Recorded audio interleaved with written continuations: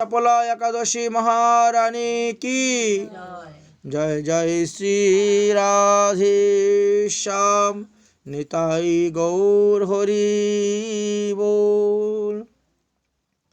আজকে সফলা একাদশী তিথি। এই তিথি সম্পর্কে আলোচনা করতে গিয়ে ভগবান শ্রীকৃষ্ণ যুধিষ্ঠির মহারাজকে বলেছিলেন, হে রাজন, দক্ষিণাযুক্ত শত শত বাজপেয় যজ্ঞ করলে পরে যেই ফল পাওয়া যায়, আজকের এই একাদশী ব্রততেই সেই ফল লাভ করা যায়। বৈষ্ণবতী নগরে চম্পক নামে একটি রাজ্য ছিল। সেইখানে এক রাজা বাস করতেন, যার 5টি পুত্র ছিল। তোর মধ্যে জ্যেষ্ঠ পুত্রের নাম ছিল লম্ভুক। সে অত্যন্ত পাপাচারী ছিল, অসৎ প্রকৃতির ছিল, সর্বদাই মৎস্য মাংসাদি ভোজন, পশু হত্যা, পরস্ত্রী গমন, বেশ্যালয় গমন, মদ্যপান, এইভাবে পিতৃসম্পত্তি নষ্ট করতে থাকে। তখন রাজার মনে বড় দুঃখ হলো। তিনি সেই পুত্রকে তেজ্যপুত্র করে দিলেন। যখন তেজ্যপুত্র হয়ে সে বেরিয়ে গেল, বনে গিয়ে বাস করতে শুরু করলো। এবার তার সঙ্গগুণের কারণে সে খারাপ হয়ে গেছিল, সঙ্গ পায় নাই। আস্তে আস্তে তার চিন্তা শুরু হলো এবং সে পাপাচরণ থেকে মুক্ত হয়ে গেল। পাপাচরণ না করে সে এখন ধর্মপথে অগ্রসর হতে শুরু হলো। একবার প্রচণ্ড শীত পড়েছে, তেমন জামা কাপড়ও নেই, জঙ্গলে থাকে, ফলমূল খেয়ে জীবন ধারণ করে। মাতা পিতা, আত্মীয় স্বজন, স্ত্রী, পুত্র, কন্যা সবাই তাকে ত্যাগ করে দিয়েছে। এই জন্য জঙ্গলেই পড়ে আছে। এইভাবে এই যে আজকেরই সফলা তিথি, তার আগের দিনই অর্থাৎ দশমী দিনে তার খুব জ্বর এসেছে। এত জ্বর এসেছে, সে জ্বরে ভুগে সারাদিন ধরে উপবাস পড়ে আছে। দুপুরবেলা জঙ্গলে প্রবেশ করে বনের মধ্যে একটু ফলমূল নিয়ে আসে, খেয়েছে। তারপরে রাত্রিবেলা আবার জ্বর এসেছে। এই জন্য রাত্রি আর কিছু খাওয়া দাওয়া করে নাই। পরের দিন এতই জ্বরে বেহুশ যে দুপুর 12টা-1টা পর্যন্ত তার কোনো হুঁশ নেই। এই আজকের এই একাদশী দিবসে সে যখন 12টা-1টার সময় জ্ঞান ফিরে পেল, রুদ্রের তাপে শরীরটা গরম হলো, তখন ক্ষুধায় তৃষ্ণায় কাতর, চলতে পারছে না, উঠতে পারছে না। জ্বরটা একটু কমেছে। বনে গিয়ে আরো কিছু ফলমূল নিয়ে আসলো। এসে একটা অশ্বত্থ বৃক্ষের নিচে বসেছে, যেমন করে এমনি ঘুম এসে গেছে। ক্লান্ত শরীর। সন্ধ্যা হয়ে গেছে। এখন কি করবে? অন্ধকার হয়ে যাচ্ছে। ওই গাছের নিচেই মনে মনে ভগবানকে ফলগুলা নিবেদন করে দিল। অশ্বত্থ বৃক্ষর মধ্যে ভগবান বাস করেন। ভগবান বলছেন গীতার মধ্যে, সমস্ত বৃক্ষের মধ্যে আমি অশ্বত্থ বট বৃক্ষ। অশ্বত্থ বৃক্ষের গোড়াতে ফলগুলা রেখে ভগবানকে সমর্পণ করে দিল। তারপরে তার জ্বর আবার বাড়তে শুরু হলো। সারাদিন কিছু খায়নি। পরের দিন সকালবেলা গিয়ে জ্বর কমলো, সে খাওয়া দাওয়া করলো। অর্থাৎ তার অজান্তে, তার অনিচ্ছা সত্ত্বে তার একাদশী ব্রত হয়ে গেল। সে জানেও না আজকে যে একাদশী ব্রত, এই সম্পর্কে তার কোনো জ্ঞানই নেই, অভিজ্ঞতা নেই। জানি না কোন জন্মের পুণ্যফল তার ছিল। সেই পুণ্যফলের কারণে অনিচ্ছাতে, অজান্তে তার এই সফলা একাদশী ব্রত হয়ে গেল। আজকের এই দিবসে ফল দ্বারা হরির পূজার বিশেষ মাহাত্ম্য। ঋতুফল যে ঋতুতে যেই ফল উৎপন্ন হয় সেই ফল ভগবানকে অর্পণ করলে ভগবান প্রসন্ন হন। এই যে ভগবানকে ফল দান করলো, সে কিন্তু ফলের আশা করে নাই, কিন্তু একাদশী মহারানীর এমনই শক্তিশালী প্রভাব, এই একাদশী ব্রতের প্রভাবে লম্বুকের সমস্ত পাপ ধ্বংস করে দিলেন, বিনাশ করে দিলেন।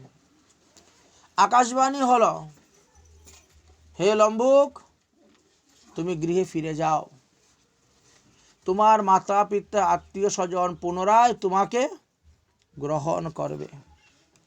তুমি তো রাজার বড় ছেলে, আমার আশীর্বাদে তুমি তোমার পিতা রাজগদ্দি পাবে, রাজ সিংহাসনে বসবে, রাজত্ব করবে।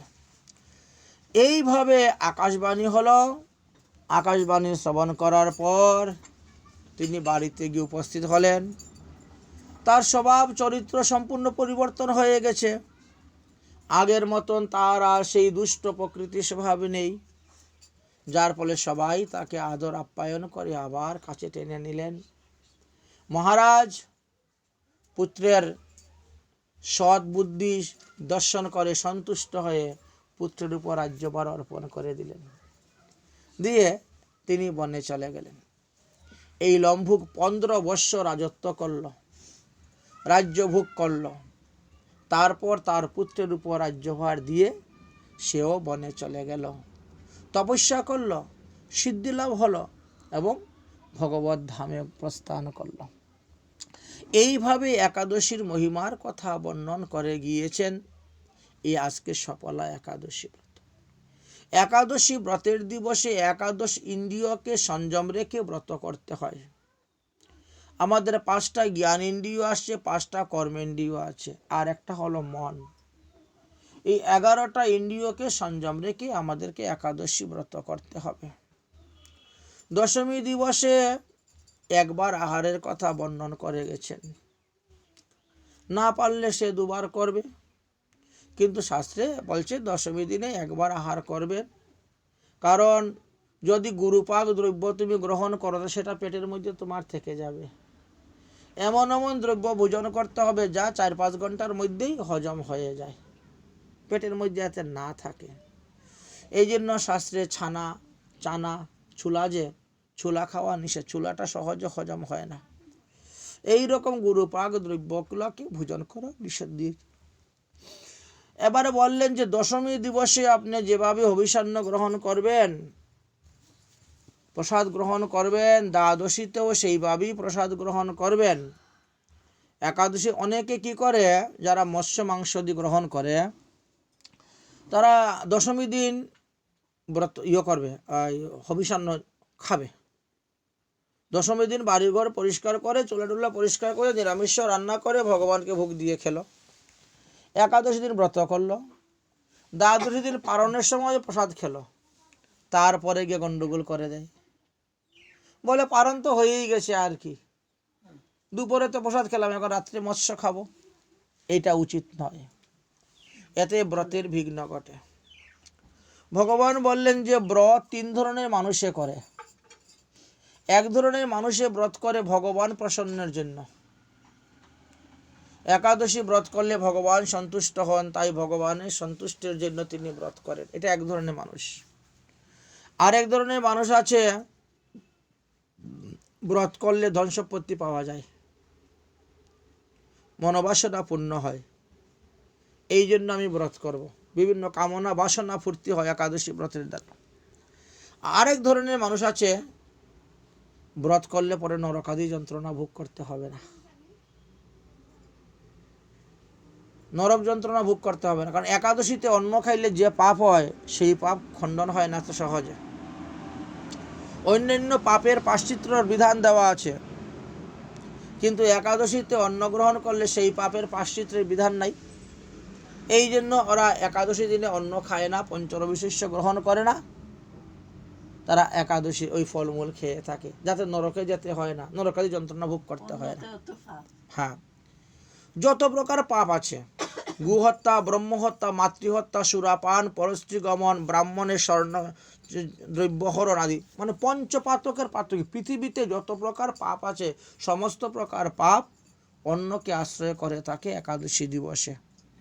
এই জন্য একাদশী দিবসে অন্ন গ্রহণ করলে গ্রাসে গ্রাসে তুমি পাপ গ্রহণ করতেছ। একাদশী হলো ভক্তির অঙ্গ। যদি কেউ একাদশীকে না মানিয়ে অন্যান্য ভক্তির অঙ্গ যাজন করে, সে সিদ্ধি লাভ করতে পারবে না, তার মঙ্গল হবে না, কল্যাণ হবে না। এই জন্যই একাদশীতে অন্ন, মানে ধান থেকে উৎপন্ন যত প্রকার দ্রব্য, গম থেকে উৎপন্ন যত প্রকার দ্রব্য, জব থেকে উৎপন্ন যত প্রকার দ্রব্য, এই সব কিছুই বর্জিত পঞ্চরবিশিষ্য। এখনো কিছু কিছু লোক আছে তারা আটা খেয়ে একাদশী করে, সম্পূর্ণ নিষেধ। কোথায় কোথায় দেখবেন সব রকমের সবজি দিয়ে, ডাল দিয়ে, সাগু দিয়ে খিচুড়ি করে খেয়ে নেয়, এটাও নিষেধ। সাগু খাওয়া যাবে, কিন্তু সাগুর সঙ্গে ডালটা তো চলবে না। মানুষ তো জানে না সব ধরনের সবজি চলে না। একমাত্র একাদশী দিনে আলু, কাঁচকলা, পেঁপে, সন্দুক লবণ, গোলমরিচ, গব্যঘৃত দিয়ে আপনি সবজি বানিয়ে সেবা করুন, অসুবিধা নেই। এইভাবে শাস্ত্রে বিধান দিয়েছেন 8 প্রকার দ্রব্য গ্রহণের দ্বারা ব্রত নষ্ট হয় না। এত ভিন্ন তো ব্রত নষ্ট হয়ে যায়। ফলমূল আহার করুন। কিন্তু মানুষ তো বুঝে না, যারা জিহ্বার লালসা ত্যাগ করতে পারে নাই, তারা কি বলে, এই একাদশী ব্রত করলে স্বামীর আয়ু ক্ষয় হয়, স্বামী তাড়াতাড়ি মারা যায়। ওই সদবাদের একাদশী ব্রত করতে নাই, একাদশী ব্রত করলে স্বামী মারা যাবে। এইগুলা কিন্তু মিথ্যে কথা, সত্যি কথা নয়। আচ্ছা, যারা একাদশী ব্রত করে না তাদের স্বামী কি অমর? তাদের স্বামী কি মরে না? তাহলে একাদশী ব্রত করলে স্বামী তাড়াতাড়ি মারা যাবে, স্বামীর আয়ু ক্ষয় হয়ে যাবে, এটা কোনো যুক্তির মধ্যে পড়ে না। হ্যাঁ, একাদশী ব্যতীত অন্য ব্রত যদি কেউ করে হয়তো হতে পারে, কিন্তু একাদশী হলো বৈষ্ণবীয় ব্রত। এই ব্রততে কোনো লোকসান নেই, বরং ক্ষতি নেই, লাভই লাভ আছে। শাস্ত্রে বললেন, কোন স্ত্রী যদি তার স্বামীর উদ্দেশ্যে ব্রত করে তাহলে তার স্বামীরও ফল হবে, আর ওই স্ত্রী লোক তার থেকে 100 গুণ বেশি ফল লাভ করতে পারবে। স্বামীর উদ্দেশ্যে স্ত্রীরা ব্রত করেছে তার অনেক প্রমাণ শাস্ত্রে দেওয়া আছে। একাদশী দিন যদি নারী রজস্বলা হয় তথাপিও সে ব্রত করবে। জননৌষুষ মরণৌষুষ, যদি তোমার বংশে কেউ জন্মগ্রহণ করে তথাপিও আপনি একাদশী ব্রত করবেন। যদি বংশের কেউ মারা যায় তথাপিও আপনি একাদশী ব্রত করবেন। একাদশী ব্রত কখনো ত্যাগ করবেন না। একাদশী সংযুক্ত দ্বাদশী ব্রত তো আরো শ্রেষ্ঠ, এবং অষ্টমহা দ্বাদশী হলে আরো শ্রেষ্ঠ। ঠিক তেমনি ভাবে শ্রীকৃষ্ণের জন্মাষ্টমী, রাধার জন্মাষ্টমী, বামন দ্বাদশী, নৃসিংহ চতুর্দশী, শিবরাত্রি, রামনবমী, গৌরাঙ্গ মহাপ্রভু জয়ন্তী, নিত্যানন্দ প্রভুর জয়ন্তী, অদ্বৈত প্রভুর জয়ন্তী, এই সমস্ত ব্রত করতে হয়। এই সমস্ত ব্রতের দ্বারাই ভক্তি বর্ধিত হবে এবং ভগবান পাদপদ্ম লাভ করা যাবে। দিবারাত্র করে যেই ভগবানের ভজন, শ্রেষ্ঠ যোগী সেই হয়, ধন্য সেই জন। আমরা দুইভাবে ভগবানের ভজন করতে পারি, একটা বাহ্যিকভাবে, একটা অন্তর্ভাবে। অন্তর্বাহ্য দ্বৈত সাধন। বাহ্য দেহে করে ভক্ত শ্রবণ কীর্তন, মনে নিজ সিদ্ধ দেহ করিয়া ভাবন, রাত্রি দিন চিন্তে রাধা কৃষ্ণের চরণ। তো একাদশী দিনে গোপাল সহস্র নাম পাঠ, গীতা পাঠ, ভাগবত পাঠ, ভগবানের লীলা কীর্তন, এই সমস্তের মহিমার কথা শাস্ত্রে বর্ণন করে গিয়েছেন। আসুন আমরা তাহলে গীতার ভক্তিযুক্তা দ্বাদশ অধ্যায়টা আস্বাদন করি আজকে। অর্জুন জিজ্ঞাসা করলেন ভগবানকে, তোমাতেই সপি মন সদা সর্বক্ষণ, তব উপাসনা করে যেই ভক্তগণ, উত্তম যোগের মধ্যে কাহার প্রদান প্রকাশ করিয়া বল করুণা নিধান। অর্জুন জিজ্ঞাসা করলেন, হে ভগবান, যারা তোমাতে মন সমর্পণ করিয়া দিন রাত 24 ঘন্টা তোমার ভজন করে যাচ্ছে, তোমার ভক্ত, এই তোমার ভক্ত তো 3 প্রকার আছে। একটা হলো জ্ঞানী ভক্ত, এক হলো যোগী ভক্ত, আর এক হলো প্রেমী ভক্ত। এই 3 প্রকার ভক্তই তোমার উপাসনা করে। তবে 3 প্রকার ভক্তের মধ্যে কে শ্রেষ্ঠ? ভগবান শ্রীকৃষ্ণ বললেন যে দিবারাত্র করে মোরে ভজন, দিবারাত্র করে যেই আমারও ভজন, শ্রেষ্ঠ যোগী সেই হয় ধন্য সেই জন। যদিও দেবনাথকে যোগী বলা হয়, কিন্তু যদি ভগবান শ্রীকৃষ্ণের ভজন না করে তাহলে সে কিসের যোগী? তাহলে সে যোগী হতে পারে নাই। ব্রাহ্মণের ঘরে জন্মগ্রহণ করে যদি চুরি ডাকাতি করে তাহলে সে কিসের ব্রাহ্মণ হলো? ব্রাহ্মণের ঘরে জন্ম হয়ে জুতার দোকান খুলে দিয়েছে, নাম দিয়েছে ভট্টাচার্য শু হাউস, তাহলে সে কিসের ব্রাহ্মণ? চতুর্বর্ণ ময়া সিস্টম গুণ ও কর্ম বিভাগস্য, গুণ এবং কর্ম অনুসারেই ব্রাহ্মণ ক্ষত্রিয় বৈশ্য শূদ্র নির্ণয় হয়। সুখ দুঃখ সমভাবে করে উপাসনা, সর্বহিতে রত সদা থাকে যেই জনা। কাকে বলা হয়েছে সাধু, কাকে ভক্ত, কাকে যোগী বলা হয়েছে? বলছে সুখে দুঃখে। আমরা দুঃখেতে পড়লে পরে ভগবানকে উল্টা গালি দেই, সুখে যখন পড়ি তখন ভগবানকে খুব ডাকি, সেবা পূজা করি। দুঃখে পড়লে গালি দেই। শুধু তুমি নয়, আমি নয়, অনেকে এরকম দিয়েছে। একজন ভক্তের নাম গোবিন্দ ঘোষ। তো তিনি বিয়ে করার পরে যেদিন ছেলেটা জন্ম নিল সেই দিনই তার স্ত্রী মারা গেল। আবার ছেলে যখন বড় হয়ে 5 বছরের হলো তারপর ছেলেও মারা গেল। তো ভগবানকে গালি দিচ্ছে, তুমি ভগবান নয় ঠাকুর, তুমি রাক্ষস, তুমি আমার স্ত্রীকে খেয়েছো, তুমি আমার ছেলেকে খেয়েছো, তোমার পূজা আর করবো না।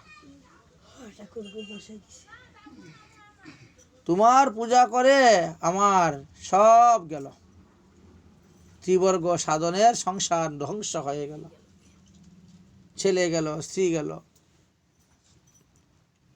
তোমার পূজা আর করবো না।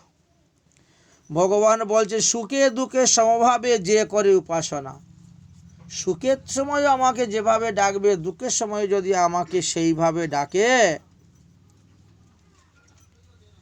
সর্বহিতে রত সদা থাকে যেই জনা। আর সব সময় লোকের হিত।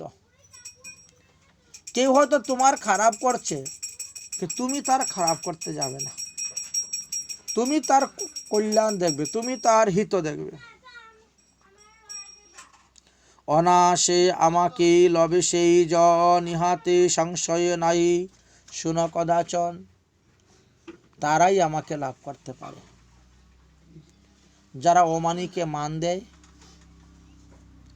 যারা সবাইকে হিত সাধন করে, যারা সুখে দুঃখে আমার ভজন করে, তারাই আমাকে লাভ করিয়া থাকে। নির্গুণ ব্রহ্মতে মন নির্বিশেষে করিতে, দেহধারী জীব নারী সমর্থ হইতে। নির্গুণ ব্রহ্মের মধ্যে মন দেহধারী জীবেরা সম্পূর্ণভাবে দিতে পারে না, সমর্থ নয়। তাদের ব্যবসা বাণিজ্য চাকরি স্ত্রী পুত্র আত্মীয় স্বজন ইষ্টি কুটুম্বকে মন দিতে দিতে দিতে দিতে আমার প্রতি অল্প একটু মন মাত্র থাকে। সর্বকর্ম যেই করে আমারে অর্পণ, যা কিছু করবেন তারপরে সব গোবিন্দকে অর্পণ করে দিবেন। মনে করেন আজকে আপনি একাদশী ব্রত করেছেন, কালকে সকালে এই একাদশী ব্রতটা ভগবানকে অর্পণ করে দিবেন।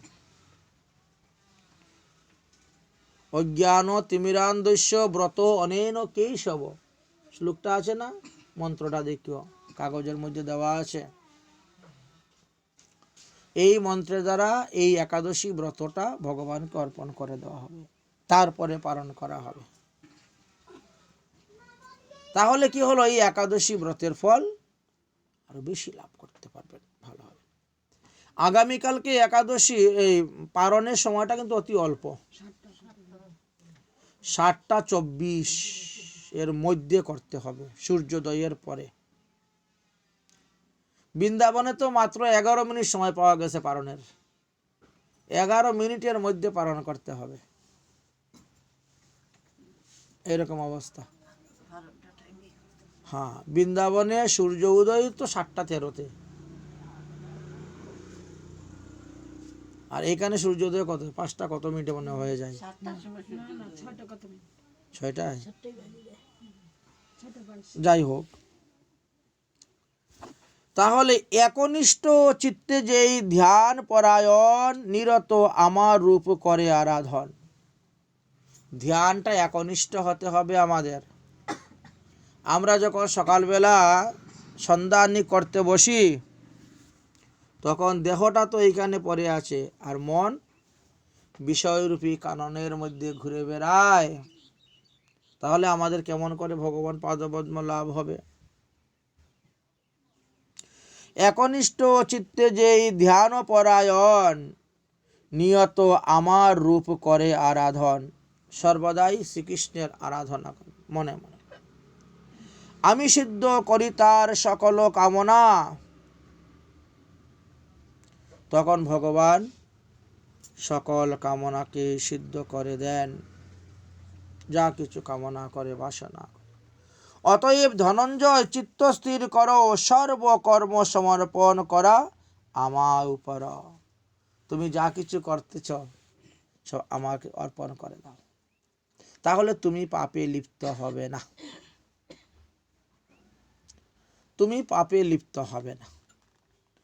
এই শ্লোকটা পড়ার পরে একজন ব্রাহ্মণ, সে তখন সব কিছু ভগবানকে সমর্পণ করে দিয়েছে। ভগবানকে সমর্পণ করার পরে যদি কিছু করা হয় তাহলে তার পাপে লিপ্ত হওয়া যায় না, সব কিছু ভগবানকে নিবেদন করে দিয়েছে। মানে আশয় বিষয় যা আছে, ধন সম্পত্তি টাকা পয়সা যা কিছু সব নারায়ণ, সব কিছু নারায়ণকে সমর্পণ করে দিয়েছে।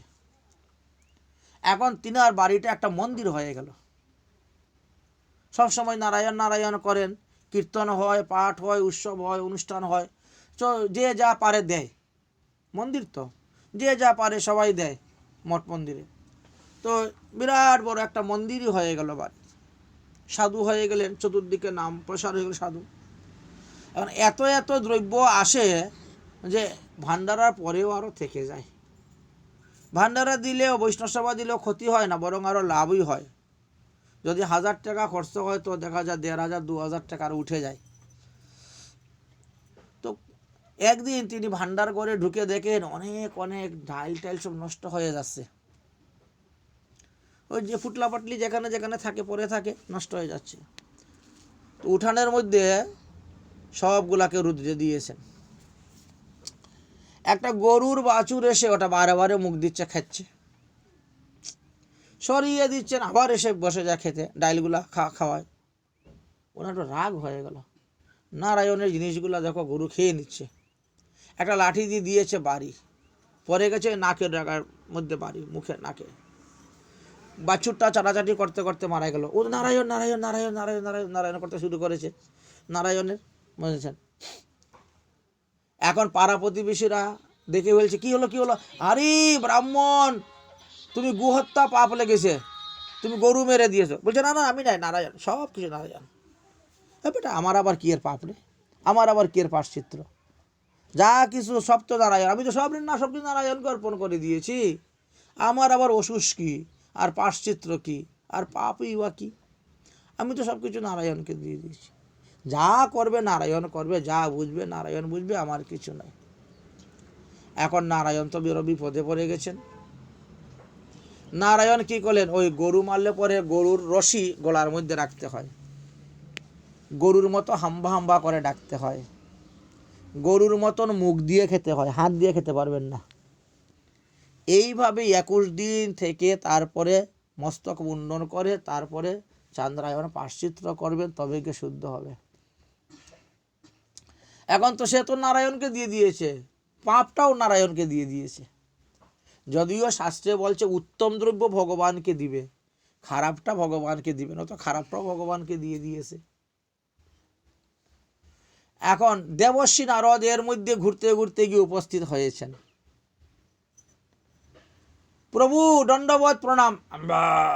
কি হে প্রভু, আপনি হাম্বা হাম্বা করছেন কেন গরুর মতন? কি আপনার গলার মধ্যে গরুর রশি? কি হলো, বিষয়টা কি, ব্যাপারটা কি বলুন। অনেক স্তুতি মিনতি করতে শুরু করলো। তখন বললেন যে কি করব, আমার এক ভক্ত তার গরু মারার পাপটা আমার ঘাড়ে দিয়ে দিয়েছে। এখন তো আমাকেই প্রায়শ্চিত্ত করতে হবে, যেহেতু প্রায়শ্চিত্তের বিধানটা আমিই বেঁধে দিয়েছি। এখন তার হয়ে আমি এই পাপের বোঝা, তার পাপের বোঝা মাথায় নিয়ে এই দেখো প্রায়শ্চিত্ত করতেছি। ওরে বাবারে, আমার থেকে আবার কত বড় ভক্ত! হ্যাঁ, তোমাকে পাপ দিয়ে দিল আর পাপের বোঝা তুমি গ্রহণ করতেছো? বলে হ্যাঁ, সে তো সব কিছু আমাকে অর্পণ করে দিয়েছে। বলে ওর নাম ঠিকানাটা আমাকে দেন তো, আমি একটু দেখে আসি সে কত বড় ভক্ত। এর নাম ঠিকানা দেন। ও নারায়ণ তো ওর নাম ঠিকানা গ্রাম ধাম সব কিছু বলে দিয়েছেন। দেবশ্রী নারদ ছদ্মবেশে রওনা হয়েছেন। ওই বাড়ির সামনে দিয়ে, মন্দিরের সামনে দিয়ে নারায়ণ নারায়ণ করে কীর্তন করে তিনি যাচ্ছেন। ওই ভক্ত তো খুব নারায়ণের ভক্ত। যেই শুনছে নারায়ণ নারায়ণ করে কে অতি সুমধুর স্বরে গান গেয়ে যাচ্ছে, এমনি ভক্ত দৌড়িয়ে বেরিয়েছেন। দেবশ্রী নারদ তো ছদ্মবেশে গিয়েছেন, সাধু বেশে গিয়েছেন। দর্শন করে, আরে সাধু, আপনি কোথা থেকে আসছেন, কোথায় আপনার বাড়ি, কি আশয়, কি বিষয়, আসুন আসুন আসুন, আমার এখানে নারায়ণের আসন আছে, নারায়ণের নিত্য সেবা হয়, আসুন আমার এখানে আসুন। এটা নারায়ণের বাড়ি, সব কিছু নারায়ণের, এখানে যা কিছু আছে। দেবশ্রী নারদ ওনার আদর আপ্যায়নে গিয়ে উপস্থিত হয়েছেন। দেখেন তো নারায়ণের খুব সুন্দর মূর্তি, লক্ষ্মী নারায়ণের বিগ্রহ আছে, সেবা পূজা হচ্ছে, সব সপরিবারে সবাই প্রসাদ বুঝি, খুব সুন্দর, সব ভালো ব্যবস্থা। দেবশ্রী নারদ বসলেন। হ্যাঁ, বসার পরে দেখেন যে হ্যাঁ, খাটের নিচে দেখা যায় বেশ কয়েকটা ডাব আছে, নারকেল ডাব। তো বলছেন সাধু বাবা, ওই যে খাটের নিচে কয়েকটা ডাব দেখা যায়, এগুলো কার? বলে নারায়ণের। ও নারায়ণ, বাস গিয়ে নিয়ে আসে ডাবগুলাকে কেটে কেটে খেতে শুরু করছে। এখন তো কিছু বলার নাই, আমি তো তোমার খাচ্ছি না, আমি তো নারায়ণের খাচ্ছি। দেখেন অনেক দূর রাস্তা হেঁটে এসেছি তো, পিপাসা যুক্ত হয়েছে। কি দেখতেছে? জল দাও, এটা জল নাই তো, পিপাসা যুক্ত। আচ্ছা ঠিক আছে। এখন যা দেখে, আরে এইটা কার? নারায়ণের। ভাই এই জিনিসটা খুব সুন্দর, তো আমার আশ্রমে তো এরকম নাই, তো যাই আমার আশ্রমে নিয়ে যাই। এইটা নিয়ে রেখে দিচ্ছে, ওইটা ওইটা সেইটা, মানে যা দেখে উত্তম উত্তম সব নিয়ে যাচ্ছে। এরকম করতে করতে দেবশ্রী নারদ এক জায়গার মধ্যে অনেকগুলা স্তূপ করে দিয়েছে। আরে আপনার ঘরে ডবল ডবল, দুটা তিনটা করে আছে, আমার আশ্রমে কিছুই নেই নারায়ণের। চলো নারায়ণের জিনিস তো নারায়ণের সেবাই লাগবে, তোমার বাড়িতে লাগা যে কথা আমার বাড়িতে লাগা সেই কথাই, তুমিও ঠাকুরকে দিবে, আমিও ঠাকুরকে দিব, যাই নিয়ে যাই। এখন তো সে আর কিছু বলতেও পারে না, বড় বিপদে পড়েছে। দেখতে দেখতে দুপুর পার হয়ে যাচ্ছে, এবার খাওয়া দাওয়ার অনুষ্ঠানের ব্যবস্থা হোক। এবার খাওয়া দাওয়ার যখন বসেছে, তখন ওই সাধু বাবার স্ত্রী পরিবেশন করার জন্য আসছেন। দেখতে শুনতে খুব সুন্দরী, রূপবতী। হ্যাঁ, দেবশ্রী নারদ বলছেন সাধু বাবা ইনি কে? এখন সাধু বাবা চিন্তা করে, যদি আমি বলি নারায়ণের, তাহলে তো নিয়ে পালাবে, নিয়ে পালাবে, আর তো না, কারণ যা নারায়ণের বলছে তাই তো নিয়ে যাচ্ছে। বলছে না না, ইনি আমার ধর্মপত্নী, আমার স্ত্রী। ও, গরুমালার ব্যাপার বেলায় নারায়ণের, আর স্ত্রীর বেলায় এটা আমার নিজের। যেই বলছে, এই নারায়ণের গলার থেকে এসে গরুর রশিটা তার গলার মধ্যে পড়ে গেল। হ্যাঁ বেটা, তোমাকে প্রায়শ্চিত্ত করতে হবে গোহত্যার। তুমি নারায়ণের উপরে সমস্ত ভার দিয়ে দিয়েছিলে, হ্যাঁ, এখন তোমাকেই এই পাপের প্রায়শ্চিত্ত করতে হবে। তো এই হয়েছে আমাদের অবস্থা। সর্বকর্ম সমর্পণ করে আমাপর, বলছে সব কিছু ভগবানকে সমর্পণ করতে হবে। তবেই ভগবান তোমাকে সমস্ত পাপ থেকে উদ্ধার করে নেবেন। অসমর্থ হও যদি চিত্ত স্থিরতায়, বলি তবে ধনঞ্জয় সহজ উপায়। যদি তুমি সবকিছু আমাকে অর্পণ করতে অসমর্থন হও, তো তুমি কিভাবে সমর্থন হবে সেটা আমি তোমাকে বলতেছি, তুমি মন দিয়ে শুনো। আমার উপর মন নিবিষ্ট করিতে, অভ্যাস করহ যোগ কায় মন চিত্তে। এইবার আসলো অভ্যাস যোগ। একদিনে তো হবে না। যে যেটা খেয়ে আসতেছে, যার যেটা কুসংস্কার, ওটা চট করে কিছু হবে না। ভুগি তো, এখন ভুগি ব্যক্তি যদি যোগী শাস্ত্রে যায় রোগী হয়ে যাবে। তাহলে অভ্যাস যোগ ধীরে ধীরে আরম্ভ করো, ধীরে ধীরে ধীরে ধীরে ধীরে ধীরে অভ্যাস যুগটা করো। কারণ রাস্তা তো আমাদের অনেক দূর, পন্ত বহু দূর, এই জন্য অকালে সকাল, অকালেই রাস্তা নেমে পড়তে হবে। অভ্যাস করহ যোগ কায় মন চিত্তে, অভ্যাস যুগেতে যদি অসমর্থ হও, সযত্নে আমার কর্মে সদা মন দাও। তুমি আমার কর্মতে মন দাও, আমার ফুল তুলে আনবে, আমার তুলসী তুলে আনবে, আমার ভোগের নৈবেদ্যের জিনিস আনবে, যা কিছু আমার জন্য করবে, আমাকে দিয়ে তারপরে তুমি খাবে। আমার সৃষ্টি দ্রব্য যদি আমাকে না দিয়ে খাও, তাহলে তোমার চুরি করে খাওয়া হবে, তুমিও চুরের দলের মধ্যে পড়ে যাবে। তাই অভ্যাস। সমহিত চিত্তে করো কর্মফল ত্যাগ, আমারে পাইবে তুমি অহে মহাভাগ। আমাকে যদি কেউ পেতে চাও, তাহলে তার কর্মের ফল ত্যাগ করে দাও। মা ফলেষু কদাচন, কর্মের ফলের আশা করিও না। কর্ম করে যাও, আমি তোমাদেরকে ফল দিব। তোমরা তোমাদের কর্ম করে যাও। অভ্যাস হইতে জ্ঞান হয় শ্রেষ্ঠতর, জ্ঞান হইতে শ্রেষ্ঠ ধ্যান কুন্তীর কুমার। একটা থেকে আরেকটা শ্রেষ্ঠ। প্রথমে তুমি অভ্যাস করো, হ্যাঁ আমি প্রতি রবিবারে নিরামিষ খাবো, আমি মাসে 2টা একাদশী ব্রত করব, আমি অমাবস্যা পূর্ণিমা নিরামিষ খাবো, আমি সংক্রান্তিতে নিরামিষ খাবো। দেখেন অভ্যাস হয়ে যাচ্ছে আস্তে আস্তে। আমি এই দিন এই নিয়ম পারবো, এই করব, এইভাবে আস্তে আস্তে অভ্যাস করবে। তো অভ্যাসের দ্বারা অনেকটা সময় লাগে, তার থেকে জ্ঞান শ্রেষ্ঠ। এইটা করলে পাপ, এইটা করলে নরকে যেতে হবে, না না না এইটা করব না, তাহলে আর তাড়াতাড়ি হয়ে গেল। জ্ঞান শ্রেষ্ঠ। এখন বলছেন যে জ্ঞান শ্রেষ্ঠ, জ্ঞান হইতে আবার ধ্যান শ্রেষ্ঠ। তুমি ভগবানেতে মন লাগাও, ভগবানের ধ্যান করলে ওই পাপগুলা এমনি তোমার নাশ হয়ে যাবে, এমনিতেই তোমার নাশ হয়ে যাবে। অতএব কুন্তী কুমার, এইভাবে তুমি একের পর এক অগ্রসর হও। কর্মফল ত্যাগ শ্রেষ্ঠ, ধ্যান হতে হয়, ত্যাগ অন্তে শান্তি লাভ করে নিশ্চয়। আবার ধ্যান হইতো কর্মফল ত্যাগটা শ্রেষ্ঠ। ত্যাগাৎ শান্তি নিরন্তরম। যে যত বেশি ত্যাগ করতে পারবে, সে তত বেশি শান্তি লাভ করতে পারবে। তাই ত্যাগ, যত ত্যাগ করতে পারবেন, কামনা বাসনা থেকে আরম্ভ করে যত কিছু, যত বেশি ত্যাগ করতে পারেন, ততই প্রাণে শান্তি পাবেন। ত্যাগ অন্তে শান্তি লাভ করিবে নিশ্চয়, সতত সন্তুষ্ট চিতে সমতা রহিত। সবসময় সন্তুষ্ট থাকবে, সুখে দুঃখে, শীত উষ্ণ, গরম ঠান্ডা, সবসময় শীত উষ্ণ সুখ দুঃখ থাকবে। মন প্রাণ বুদ্ধি সব আমাতে অর্পিতে।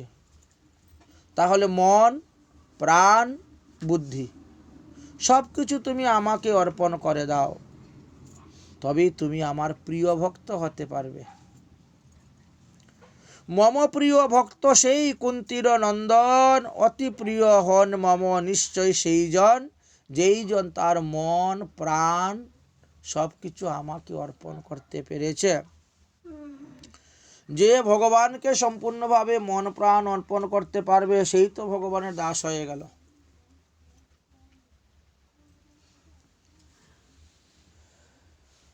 সেই ভগবানকে লাভ করতে পারবে। সে ভগবানের প্রিয় হয়ে গেল।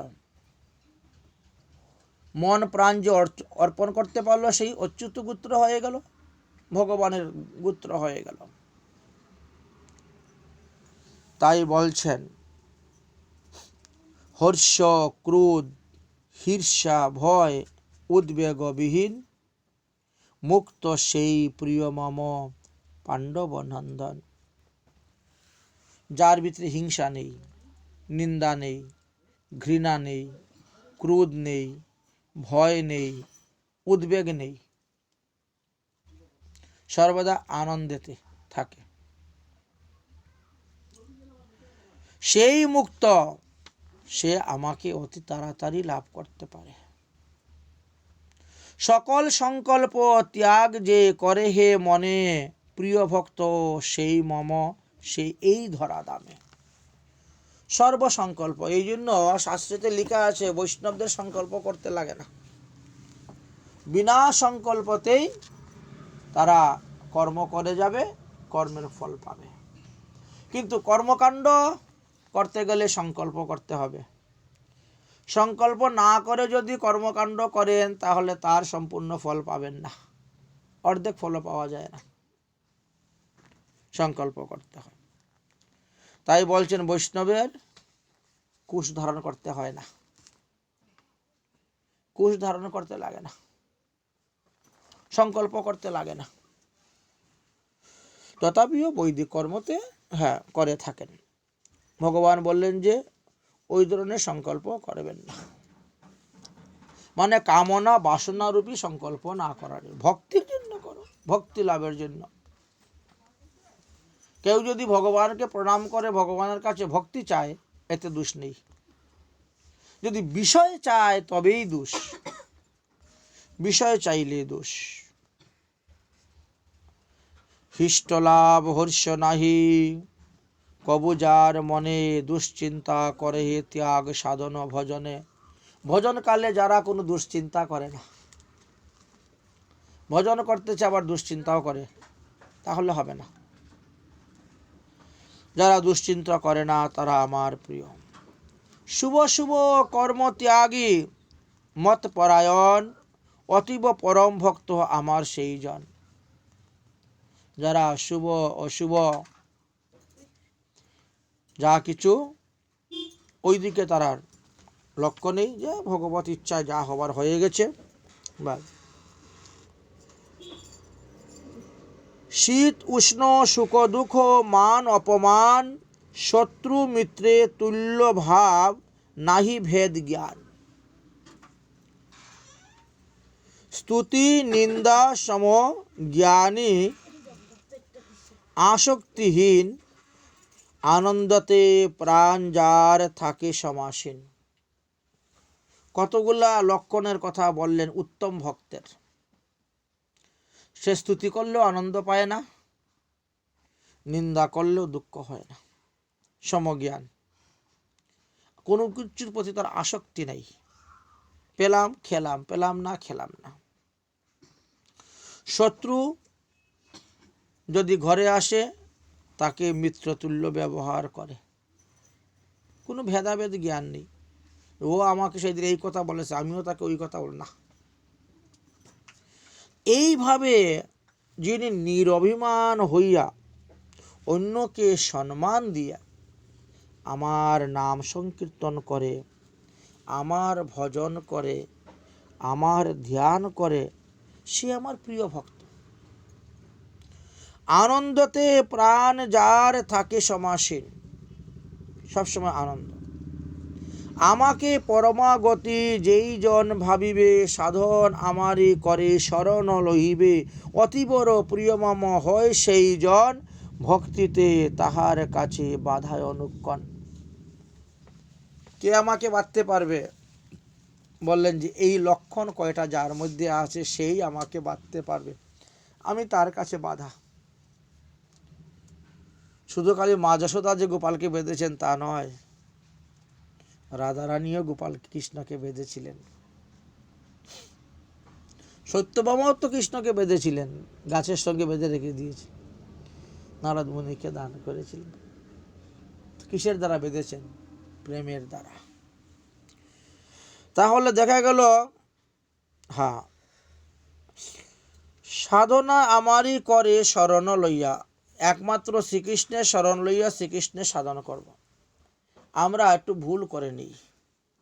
আমরা কৃষ্ণ মন্ত্রে দীক্ষা নিয়েছি, কৃষ্ণের বীজ কৃষ্ণের গায়ত্রী জপ করি, আবার তার সঙ্গে বিভিন্ন দেবদেবীরও পূজা করি। তাহলে স্মরণটা 16 আনা আমাদের কৃষ্ণের প্রতি হলো না, 16 আনাটা হলো না। আমাকে বলছেন যে সাধন আমারই করে শরণ লইয়া, অতি বড় প্রিয় মম হয় সেই জনা, ভক্তিতে তাহার কাছে বাধা অনুক্ষণ, কহিলাম ভক্তি যুগ সরল ভাষণ। এই সরল ভাষাতে আমি ভক্তি যুগের কথা তোমার কাছে বর্ণন করে গেলাম। এইভাবে আমরা শ্রীমদ্ ভগবত গীতার 12 অধ্যায় ভক্তি যুগ আস্বাদন করলাম। ভগবান বলছেন একাদশী দিন অন্য কোনো রস পান করবেন না, একমাত্র হরি কথা রূপী রস পান করবেন। এই যে ভাগবত কথামৃত, এই কথামৃত পান করার কথাই বলে গেলেন। তাই শ্রীকৃষ্ণের লীলা কথা, শ্রীমতী রাধারানী লীলা কথা, ভজনের কথা শ্রবণ করিতে হয়। শ্রীমতী রাধারানী যখন শ্রীধাম বৃন্দাবনে ছিলেন, শ্রীকৃষ্ণ গোকুলে ছিলেন। সেই সময়ে দক্ষিণ ভারত থেকে বেশ কিছু যদুবংশের লোকেরা বৃন্দাবনে এসে আশ্রয় নিল, কারণ তখন কংসের ততটা ভয় ছিল না। তো আসার পরে তারা দেখলেন যে ব্রজে যে সমস্ত গোপীরা জন্মগ্রহণ করেছে তাদের সঙ্গে তো কৃষ্ণ খুব খেলাধুলা করেন, হাস্য পরিহাস্য উপহাস্যাদি করেন। কিন্তু দক্ষিণ ভারত থেকে যারা গোপীরা আসছে তাদের সঙ্গে কৃষ্ণ কিচ্ছু বলেন না, তাদেরকে এই দিকে দেখলে ওই দিকে চলে যান। তারা চিন্তা করলো এরাও গোপীর বংশে জন্মগ্রহণ করেছে, আমরাও গোপীর বংশে জন্মগ্রহণ করেছি, তো কৃষ্ণকে কি ভালোবাসা গেলে তারাই বাসবে, আমাদের অধিকার নাই কৃষ্ণকে ভালোবাসার। কৃষ্ণ তো আমাদেরই বংশে জন্মগ্রহণ করেছে, তাকে ভালোবাসার অধিকারটা তো আমাদেরও আছে। কিন্তু আমরা তাকে ভালোবাসতে চাইলেও তো সে তো আমাদের দিকে তাকাই না ভালোবাসে। গোপীদের ঘরে ঘরে ঢুকে মাখন চুরি করে খায়, আমাদের ঘরে তো একদিনও মাখন চুরি করতে আসে না। কারণটা কি? একদিন ললিতাদি সখীগণকে জিজ্ঞেস করলেন তার কারণ। ললিতাদি সখীগণ বললেন, দেখো, কৃষ্ণকে পেতে গেলে আগে রাধারানীর ভজন করতে হবে। রাধারানীর ভজন না করলে কৃষ্ণকে পাওয়া যায় না। গোপীর আনুগত্য বিনা ঐশ্বর্য জ্ঞানে ভজিলেহ নাহি পাইবে ব্রজেন্দ্র নন্দনে। তোমরা তো ঐশ্বর্য জ্ঞানে ভজতেছ, আমাদের বংশে কৃষ্ণ জন্মগ্রহণ করছে, আমাদের ঘরে আসবে না কেন? আমাদের ঘরে মাখন চুরি করবে না কেন? আমরা তো তারই বংশে। মাধুর্যভাবে তাকে ভজন করতে হবে। তোমরা রাধারানীর চরণে শরণাপন্ন হও, শ্রীমতী রাধারানীর কৃপাতে তোমরা কৃষ্ণকে পাবে। রাধারানীর ভজন না করলে কৃষ্ণকে পাওয়া যায় না। রাধা পূর্ণ শক্তি, কৃষ্ণ পূর্ণ শক্তিমান, দুই বস্তু ভেদে নাহি শাস্ত্রে পরমান। মৃগমন্দ তার গন্ধ জইছে অবিচ্ছেদ, অগ্নি জ্বালাইতে তৈছে নাহি কবু ভদ। রাধা কৃষ্ণ হইছে সদা একই স্বরূপ, লীলারস আস্বাদিতে ধরলেন দুটি রূপ। সুতরাং রাধারানীকে ভজন করলে কৃষ্ণকে পাবে। শ্রী রাধার চরণে রেণু ভূষণ করিলে তনু, অনাহাসে পাবে গিরিধারী। তখন তারা শ্রীমতী রাধারানীর চরণ গিয়ে আশ্রয় নিলেন। দণ্ডবত প্রণাম করে বললেন, হগো বিশ্বভানু নন্দিনী, অগো অষ্টসখী শিরোমণি, ব্রজের মুকুটমণি, তুমি কৃপা করে বলো কি করলে পরে কৃষ্ণকে আমরা বশ করতে পারবো। এই যে বলছেন বশ অনুক্ষণ, ভক্তের বশ ভগবান, অভক্তরা বশ করতে পারে না।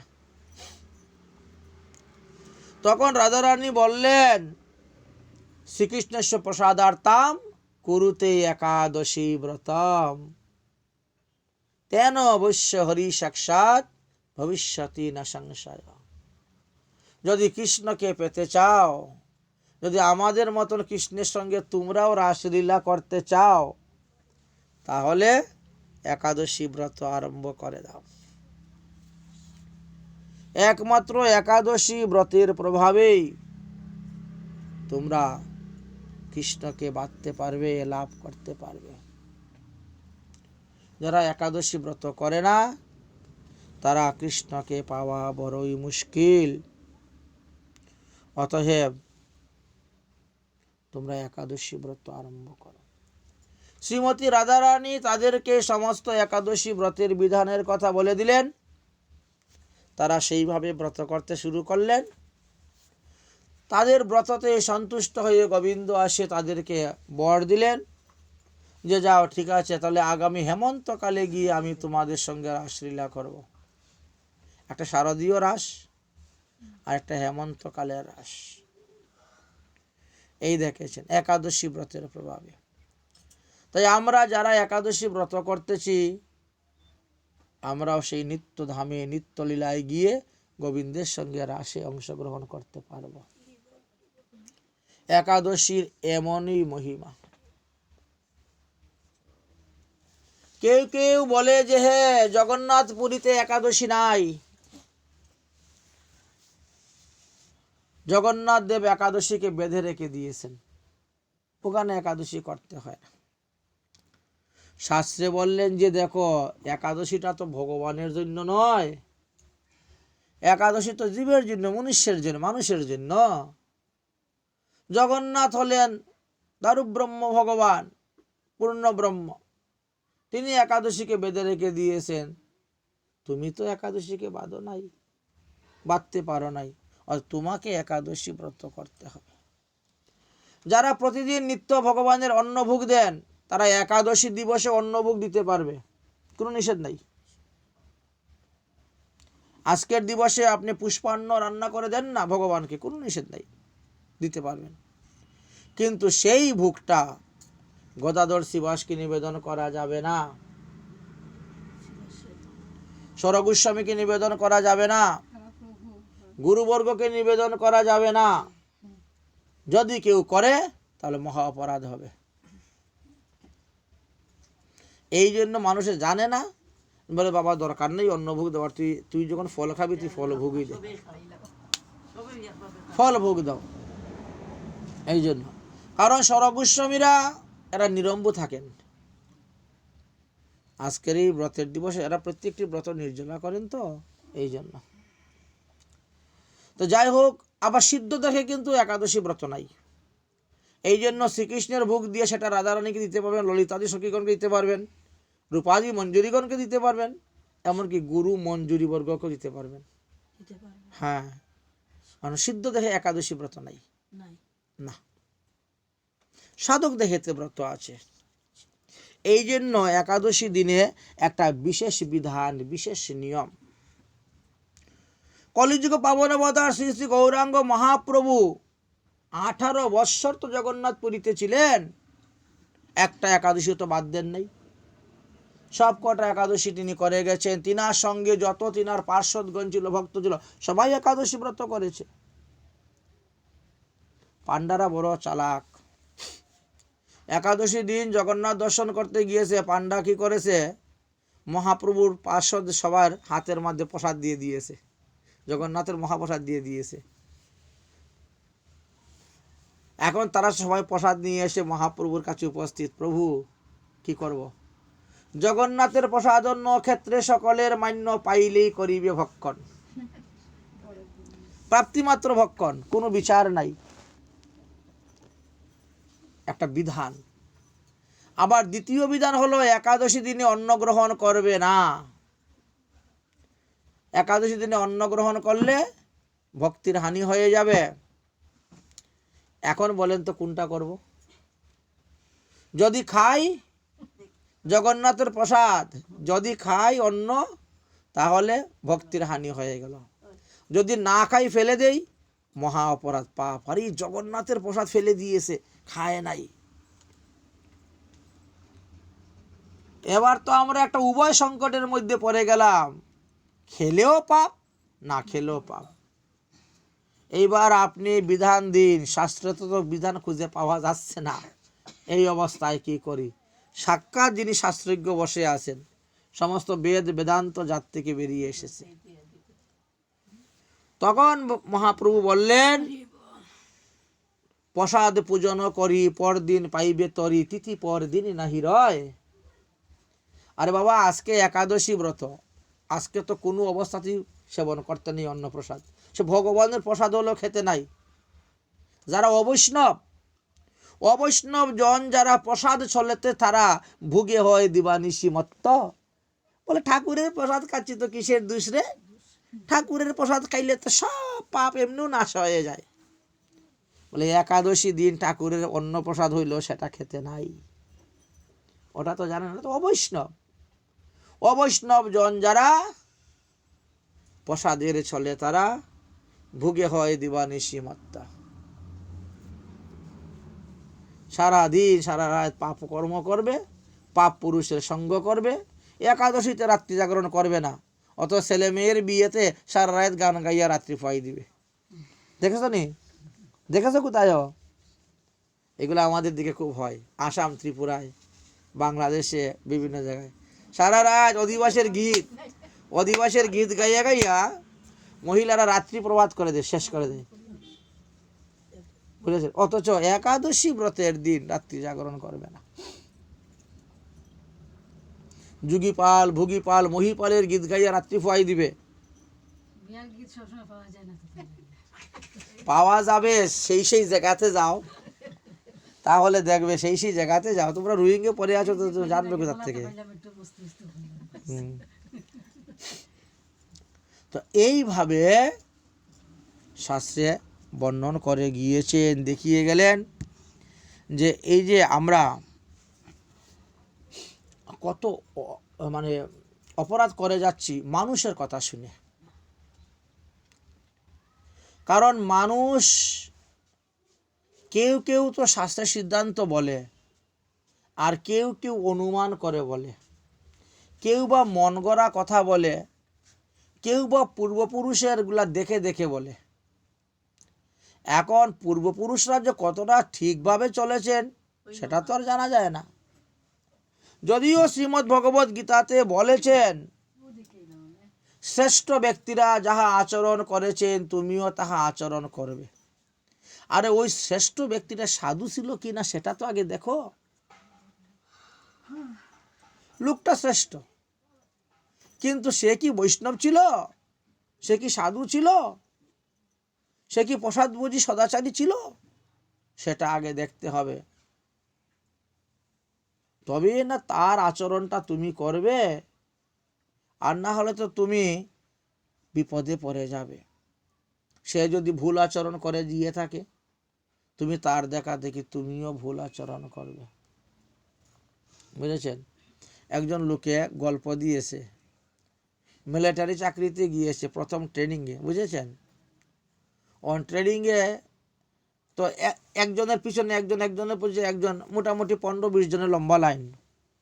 এখন সামনে যিনি আছে, ইনাকে ওনার ক্যাপ্টেন শেখাচ্ছে লেফট রাইট এমুক তমুক, শেখাতে গিয়ে পা তুলতে গিয়ে পিছনে লোকের গায়ে লাথি লেগে গেছে। পিছনে লোকের গায়ে লাথি লেগে গেছে। ও মনে করছে মনে হয় এই সময় লাথি মারতে হয়। ও পিছনেরটাকে আরো জোরে লাথি মেরেছে, তার পিছনটা সে আরো জোরে লাথি মেরেছে। এইভাবে করতে করতে একবারে শেষে পর্যন্ত লাথি, এইবার তুই আমার লাথি মারলে কেন? বলে আগেরটাই আমাকে দিয়েছে। তুই লাথি মারলি কেন? বলে আগেরটাই আমাকে দিয়েছে। শেষ পর্যন্ত যখন ক্যাপ্টেনকে জিজ্ঞেস করলো, না না না, এইখানে লাথি মারার কোনো নিয়মই নেই। আরে বাবা, পা তুলতে গিয়ে লেগে গেছে বলে তোমরা এইভাবে একজন আরেকজনকে লাথি মেরে যাচ্ছ? তো আমাদের শাস্ত্র ওই একটু কিছু শুনলো কেউ, শোনার পরে এটাকে নিয়ে তার মতো করে মন গড়া করে এদিক সেদিক লাগিয়ে বাড়িয়ে বলে দিয়ে মানুষকে বিভ্রান্তের মধ্যে ফেলে দেয়, বিভ্রান্তের মধ্যে ফেলে দেয়। তোমাদের দেশে বিয়ের সময় বিড়াল বাঁধে? বিড়াল বেঁধে রাখে কি? রাখে না। ওই এক দেশে গিয়েছিলাম এক জায়গায়, মেয়ের বিয়ে হলে বিড়াল ধরে আনবে, বিড়াল ধরে এনে ঝাঁকা দিয়ে ঢেকে রাখবে। হ্যাঁ, কেন গো তুমি বিড়াল ধরবে না? ওই বাড়িতে দেখছি তো, ওই বাড়ির বিয়ের সময় ওরা বিড়াল ধরে এনে বেঁধেছিল। আরে ওই বাড়িতে বিড়াল বেঁধেছিল বলে তোমার বাড়িতে তোমার ছেলের বিয়েতে বিড়াল বাঁধতেছো, তার কারণটা কি? কারণটা আমি জানি না, দেখছি ওই বাড়িতে বাঁধে তাই আমিও বেঁধেছি। হলো তো এই রকম যদি কেউ শাস্ত্র তৈরি করে নেয় তাহলে হলো। এই জন্য দেশাচার লুকাচার মন গড়া জিনিস নিয়ে চললে হবে না। দেখতে হবে সৎগ্রন্থ, সৎশাস্ত্র, সৎগ্রন্থ ও সৎশাস্ত্রেতে আমাদেরকে কি উপদেশ দিয়েছেন, আমাদের সরগোস্বামীগণ কি উপদেশ দিয়েছেন, 64 মহান্ত, দ্বাদশ গোপাল, 6 চক্রবর্তী, অষ্ট কবিরাজ, এই যে মহাজনগণের মত মেনে চলতে হবে। মহাজন জনগত সপন্থা, এই মহাজনগণ যেই পথ অনুসরণ করে গিয়েছেন আমাদেরকে সেই পথ অনুসরণ করতে হবে। তাই নরোত্তম দাস ঠাকুর মহাশয় বলছেন, মহাজনের যেই মত তাতে হও অনুরোধ, অরে পূর্ব পর করিয়া বিচার। বর্তমান যুগেও তো অনেক অনেক মহাজন আবির্ভাব হয়েছেন। সেই সমস্ত মহাজনরা নিজেদের নিজেদের মত পথ প্রচার করেছেন। কিছু কিছু এমন মহাজন আছেন যে তাদের সম্প্রদায়ের কেউ একাদশী ব্রত করে না, তারা একাদশী ব্রত করে না, তারা নিরামিষ খায় না, তারা ভোগে তুলসী পাতা দেয় না, তারা ভগবান শ্রীকৃষ্ণের পূজা করে না, রাধারানীর পূজা করে না, পঞ্চতত্ত্বের পূজা করে না, শুধু গুরুকে নিয়ে লাফালাফি। আরে জগৎগুরু যে জগৎগুরু কল্পতরু, তার উপরে গুরু নাই, সেই জগৎগুরুকে ছেড়ে দিয়ে বসে আছেন। এরা যে কত ভুল করতেছে তারা তো বুঝতে পারছে না, অথচ ওই সম্প্রদায়ে দেখবেন বড় বড় শিক্ষিত লোকেরা আছে, অথচ এরা অজ্ঞানের মতন কাজ করে যাচ্ছে। তারা শাস্ত্র ঘাটতেছে না, দেখতেছে না। তারা বলে কি, বলে সব জলই তো সমুদ্রে গিয়ে পৌঁছে, সব জলই তো সমুদ্রে গিয়ে পৌঁছে, তবে আর কি আছে, যে কোনো পথ ধরো সমুদ্রে গিয়ে পৌঁছে যাব। না, সব নদীর জল, ছড়ার জল, বিলের জল, খালের জল সমুদ্রে গিয়ে পৌঁছে না, শুকিয়ে যায়। অনেক নদী আছে, অনেক খাল আছে, বিল আছে, শুকিয়ে যায় গ্রীষ্মকালে। ওইগুলাকে ধরলে লাভ হবে না, সমুদ্রে পৌঁছতে পারবেন না। আর সমুদ্রে পৌঁছলেই কি আপনি হীরামণি মুক্তা পেয়ে যাবেন? না, সমুদ্রের উপরে উপরে হাঁটলে হীরা মুক্তা পাওয়া যায় না। পাওয়া যাবে কি? ওই জুতা চপ্পল, হ্যাঁ, হাড্ডি গুড্ডি যা ওই সমুদ্রে ঢেউয়ে নিয়ে আসে। আর বাবা হীরামণি মুক্তা পেতে গেলে তো সমুদ্রের একটু গভীর তলে যেতে হবে। ঠিক তেমনি ভাবে ধর্মের গভীরে প্রবেশ করতে হবে। ধর্মের গভীরে প্রবেশ করলে পরেই কিছুটা ধর্মের রস আস্বাদন করতে পারবেন। ধর্ম কাকে বলে, কি ধর্ম যাজন করলে পরে আমরা ভগবত পাদপদ্ম লাভ করতে পারব? আমরা সংসারে আছি, আমাদের সমাজ ধর্ম একটা, বর্ণ ধর্ম একটা, আশ্রম ধর্ম একটা, নারী ধর্ম, কুল ধর্ম, কত ধর্ম। তার মধ্যে সর্বশ্রেষ্ঠ ধর্ম হলো ভাগবত মহাধর্ম। অতএব শ্রীমদ্ ভাগবত মহাপুরাণে যে সুসিদ্ধান্ত রূপে বর্ণন করে গেছেন সেই ধর্মই যজন করেন, ভাগবত ধর্মকে আশ্রয় করেন, তবেই আপনার কল্যাণ হবে, আপনি উদ্ধার হতে পারবেন। সর্ববেদান্ত সার হি শ্রীমদ্ ভাগবতম ঋষ্যতে তদ রসামৃত তৃপ্তস্য অন্যত্র সাতরতি কশ্চিৎ। এই শ্রীমদ্ ভাগবত মহাপুরাণের অপূর্ব মহিমার কথা বর্ণন করে গেছেন। তাই আজকের এই দিবসে আমাদের কর্তব্য হলো যে একাদশ ইন্দ্রিয়কে সংযম রেখে এই একাদশী ব্রত পালন করা। এবং শ্রীহরির গুণগান করা। কোনো রকমের কোনো অসৎ আলাপ, ঝগড়াঝাটি, ক্রোধ